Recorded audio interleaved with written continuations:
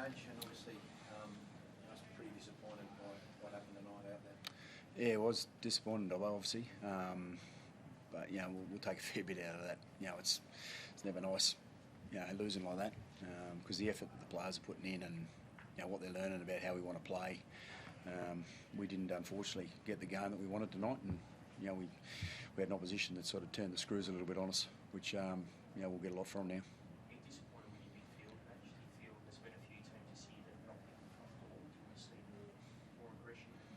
Yeah, there's probably some learnings there that probably take me a bit longer to explain, but there were some really good moments at the start of the game, but it's just learning how to do it longer.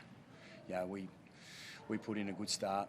We obviously we dropped the ball, but we climbed back into it, and then we sort of found the game that we want to play.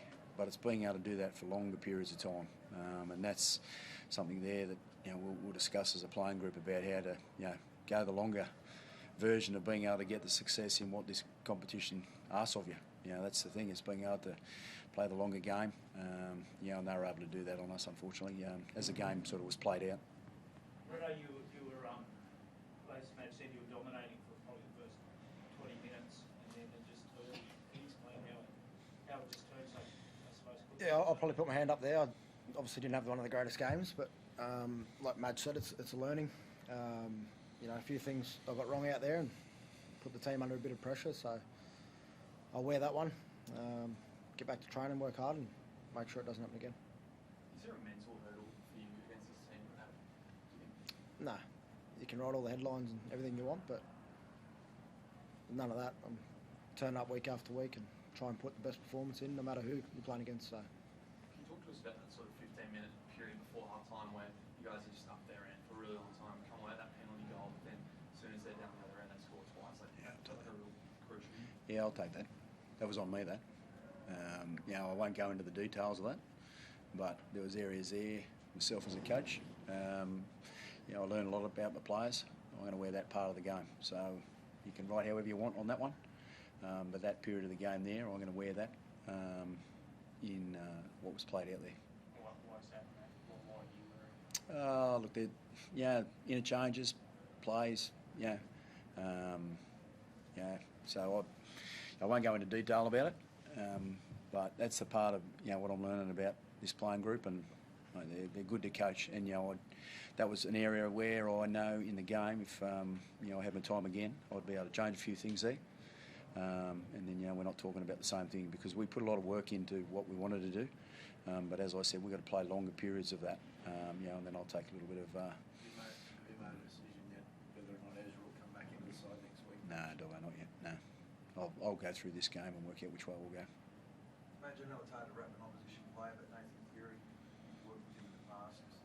What do you make of his performance tonight? Yeah, well, he's got that in him, hasn't he? So that's this time of year too where they start to rise. But look, credit to him. He played a good game. And it takes the pressure. They built pressure on us, and unfortunately we didn't capitalise when we had the pressure on. So we need to be better there. But as a coach, I got a lot out of that game, I've got to say. Just understanding the players and what we need to do. So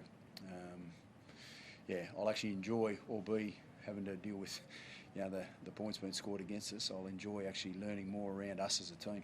I learned a lot about the team, myself, everything tonight. It was it's not nice losing, but I'll get a fair bit out of this one. Is one of the things that maybe you talk about reflecting on the decision to take the 2 points? No, Brad. I'll talk to the players about what we're talking about with that space. Even after that?